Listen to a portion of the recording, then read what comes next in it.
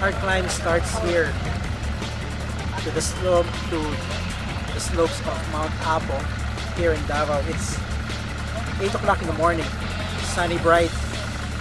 This is one adventure that you can try when you visit the town of Kapatagan in the part of Davao province, and along with our group of travelers and guides and porters, we're gonna head up, and hopefully by the end of the day we're gonna reach our first base, and by tomorrow morning we're expected to be at the summit of Mount Apo here in Davao.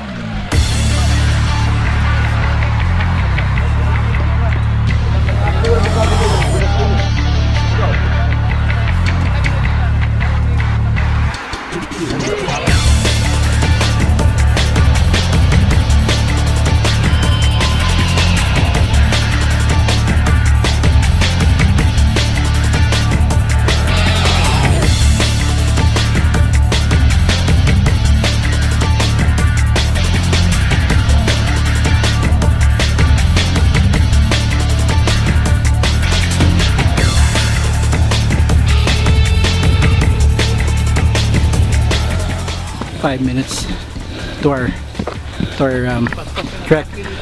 This is one barangay as you approach the slopes of Mount Apo.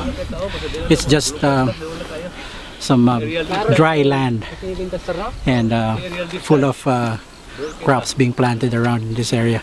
So it's just a long way up. So we're just going to continue doing our trek.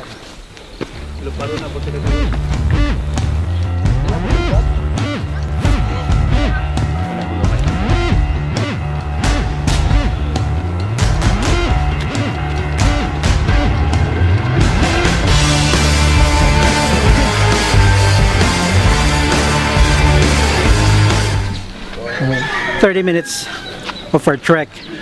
This is one barangay that you will come across heading up to Mount Apo, and you know, this barangay, the only way to get here is actually by foot, and you can just imagine the amount of energy when they actually come up and going down to the poblacion in this town of Kapatagan.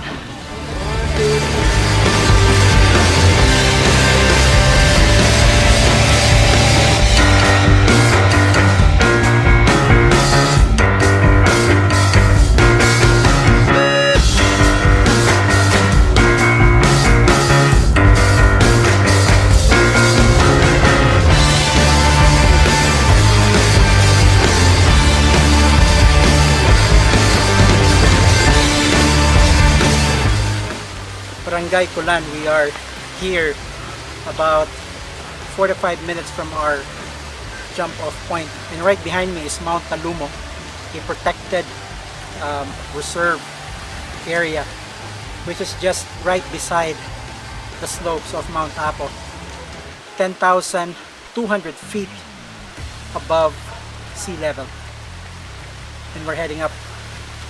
Most likely we'll reach there around between 2 to 3 in the afternoon.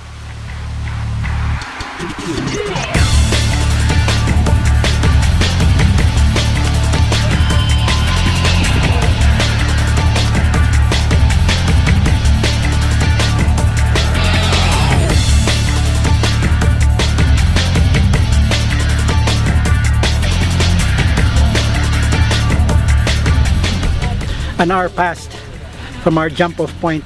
We reached Barangay Tumpis, and one highlight of this barangay when you're heading up to Mount Apo is that this is the barangay that would welcome you heading up to the steep ascent, where a forest cover would just welcome you. So we're making a quick stop here, and in about a couple of minutes we're moving up after this barangay into the slopes, getting closer, mountain slopes of Mount Apo.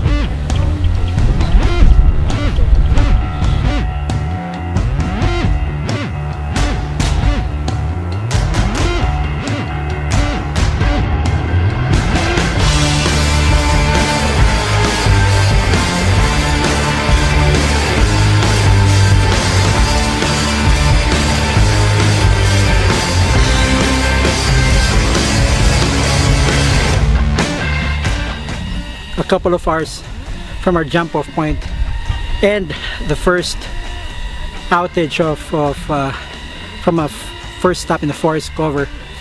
Would welcome you out in this well covered area.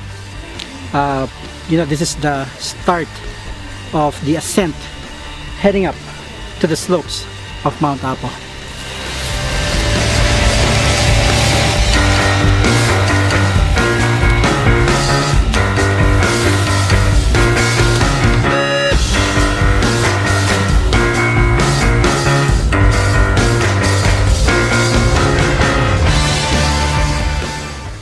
Starting our ascent to the slopes of Mount Apo. It's quiet in here. All you hear is just birds, exotic birds, and you know, the flora and fauna is very much abundant here and fresh. The weather is cool, and you can feel as you head up, it will get cooler. That's what you hear. It's just quiet with just birds singing around. We're making our initial ascent, so it would take us, according to our guide, a couple 2 to 3 hours more before we see a view out of this forest cover here in the slopes of Mount Apo.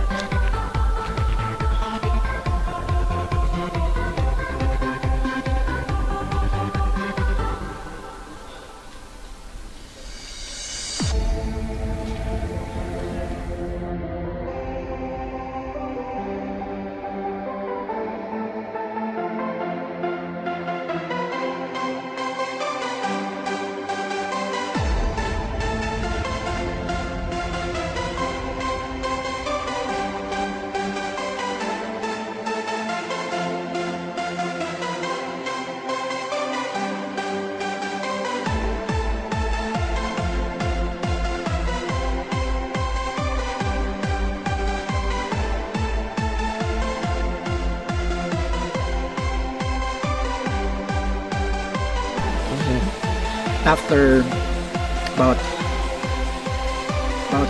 2:30 in the afternoon here at Mount Apo, fog. You know, we're about 2,000 plus meters above sea level, and tomorrow morning we're gonna head up to the summit. And you know, everybody's here, everybody's setting up. There's fog and there's a bit of rain, so this is one interesting place that we're looking forward tonight because it's extremely, they were saying it's going to be extremely cold. It usually happens late afternoon towards early evening.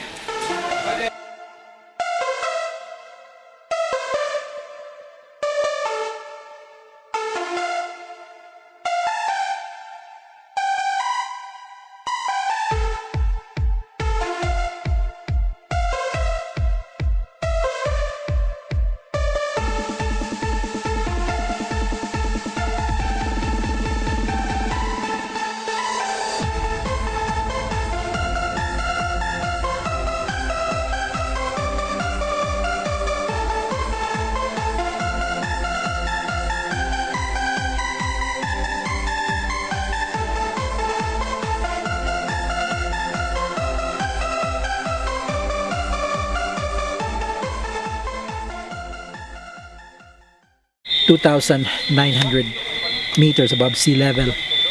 And at nighttime, at around 6:30 in the evening, this is how it looks like. It's just pitch dark. Everybody has had their dinner already, and they're retiring back to their tents. And this is in the slopes of Mount Apo. It's just what you're hearing, and are just crickets. And there are nighttime animals that usually roam around this particular area. And when you have a mountain that is uninhabited, nobody's staying here, you can expect a bit of adventure as the night goes on here in the slopes of Mount Apo.